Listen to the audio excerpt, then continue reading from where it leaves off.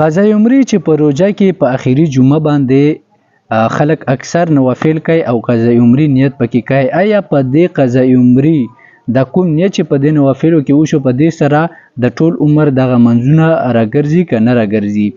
دویمه مسله د تراویح قضا شته که نشته، تر کومه وخته به پورې به دغه راوړي او په اخر کې به د استخارې ذکر کوو. استخاره چې په کومې طریقې سره کیږي او په کومې طریقې سره نه کیږي. اول جی دغه مسله را سره وپېژنه چې قضا عمرې د روژې په اخري جمعه باندې دا اکثر خلک کوي نوافل دي او د قضا عمرې نیت پکې کوي. ګوره تا په دې قضا عمرې باندې په هغه نوافلو کې چې تا کوم نیت وکړو په دې سره ستا ټول عمر منځونه نه راګرځي. ولې قضا عمرې باندې دلایل زیات دي خو حکم د شریعت داسې دی چې په دې سره ټول منځونه نه راګرځي.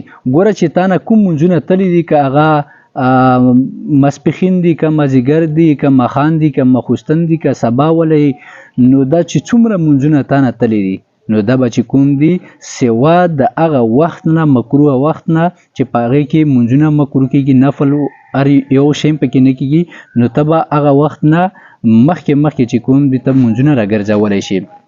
دا مسله خو هم پکې وشوه دغه مکروه وخت والا. نو ګوره په دې سره علماو ډېر سخت رد کړی دی په دې باندې چې دا کوم نوافل دي او قضا عمرې نیت پکې وشي نو په دې باندې ټول منځونه نه راګرځي. په دې باندې د علماو سخت رد دی. دویمه مسله دغه زده کړي چې د تراویح قضا شته که نشته. اکثر خلکو نه تراویح درومي نو بیا چې کوم دی ماخوستن ودم شي پسې نو بیا سهار ته چې کوم دی پیشنمي وکړي نو بیا تراویح بس لاړل، نو بیا چې کوم دی تراویح نشته دی، بس هغه تر پیشنمي پورې 3 بجو پورې چې کوم دی یا 3:30 پورې 4 بجې پورې په دې وخت کې راګرځولی شي. تر هغه وخته پورې خو هغې نه بد بیا وخت هم نه وي. دا مسله خو وشوه. دریمه استخارې ترتیب.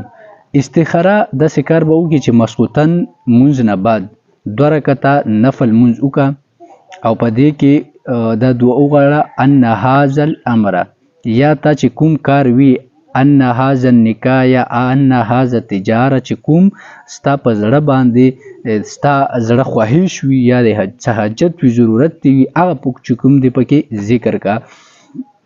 دا چې وکړل نو بیا چې کټه شوې او تا په زړه کې الله جل شانه کوم یقین یا کم یو کار یا کم یو داسې کار چې ستا په زړه کې وي هغه ته الله تعالی ته ښکلی کړو نو بیا چې کوم دی بیا ټیک دی، بس هماغه پې مطمئن پې اوسه. که بیا دغه درته ښکلي نه شول نو بیا 100 دین د عمل جاري وساته، صبر پې وکړه.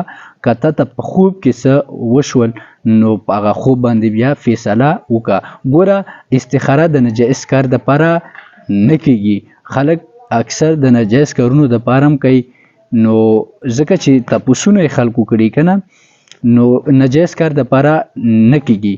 نو استخاره د هغه کار دپاره کېږي چې تا په زړه کې کوم شرعي ضرورت وي، خواهش وي، حاجت وي، نو الله تعالی چې کوم دی تا ته هغه برابر کوي. وصلی الله علی النبی.